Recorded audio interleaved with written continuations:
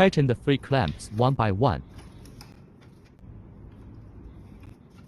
And repeat once to ensure that each clamp is tightened.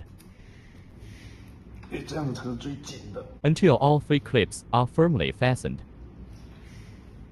应该都是朝里面。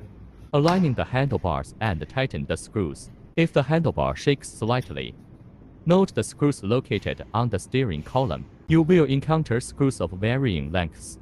When securing the shell at the front of the scooter, the long one is used above the shell, and the short one is used below. First, snap the shell into place by the position of the headlight. Then tighten the screws from top to bottom. The screws do not need to be tightened to the limit, because that might cause the shell to dent slightly.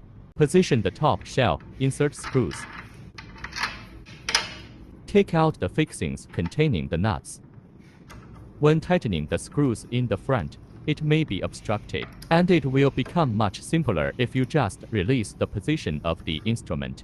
When fixing the instrument, please leave some space between the instrument and the shell. You may experience a situation where the brake lever hits the shell. Just a simple adjustment and then secure the brake lever. It's okay now. The rear fender has 6 small screws.